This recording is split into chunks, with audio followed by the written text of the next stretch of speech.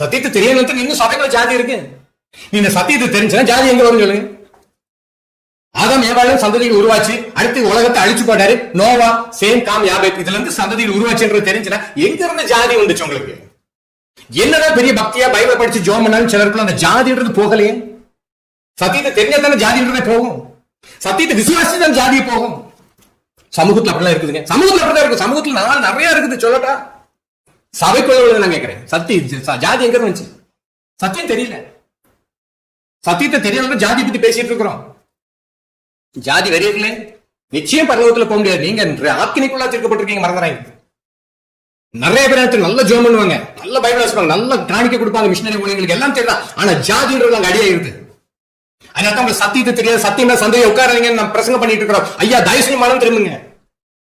கிறிஸ்துக்குள்ள வந்துட்டு யூதன் என்று கிரேக்கன் என்று சுயாதீன அது எதுவுமே கிடையாது. எல்லாரும் கிறிஸ்துக்குள்ள ஒன்றா இருக்கிறார்கள். அப்படியே எல்லாம் ஒன்னா இருக்கிறாங்க. அதுதான் விசேஷமே சபைக்குள்ள.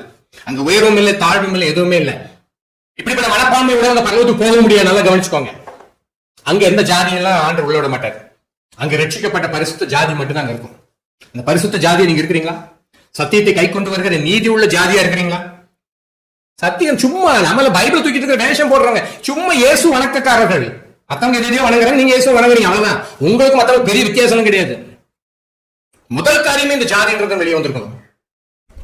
சரி, அடுத்து இன்னும் முகூர்த்தம் பார்த்து 4 நட்சத்திரம் பார்த்துட்டு இருக்கா சத்தியத்தை தெரியாம. ஆண்டவர் அழகா காலங்களையும் எல்லாத்தையும் படைத்திருக்காரு. உங்களுக்கு யார் அதிகாரம் கொடுத்தா? இது கெட்ட மாசம், இது சரி வராது.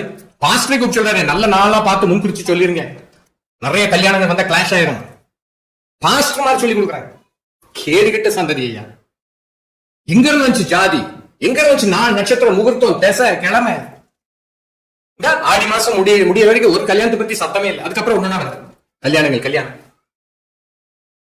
மழைக்காலம் வேண்டாம், மழைக்குள்ள கொஞ்சம் கஷ்டம். மற்றபடிக்கு வேற நீங்க எந்த காலத்தை பார்த்துட்டு இருக்கீங்க? இன்னும் நம்ம அமாவாசை ஜபத்தை வச்சுக்கிட்டு இருக்கிறோம். அமாவாசை அன்னைக்கு என்னமா அமாவாசை, இதெல்லாம் எதுக்கு நமக்கு? இதெல்லாம் தேவையே இல்லையே. நீங்க எந்த நாள்னால ஜோமன்னு நினைச்சீங்க, எப்பனாலும் பண்ணுங்க. அப்ப இந்த மக்களுக்குள்ள இருக்கக்கூடிய அந்த மூடத்தலங்களை நீங்க பயன்படுத்துறீங்க. மக்களுக்குள்ள இருக்க அந்த மூட பயங்களை திருப்பி அதை நீங்க ஜாஸ்தி தான் படுத்திக்கிட்டு இருக்கிறோம். அவங்க அதை விட்டு வெளியே கொண்டு வர மாட்டேங்கிறோம். ஆண்டவர் படைச்ச எல்லா நாடும் நல்ல நாடுறது புரியலையா? ஆண்டவர் படைச்சு கொடுத்த மாதங்கள் நல்ல மாதங்கள் புரியலையா? நீங்க செத்து நரகத்துக்கு போற அந்த நாள் தான் கெட்ட நாள்.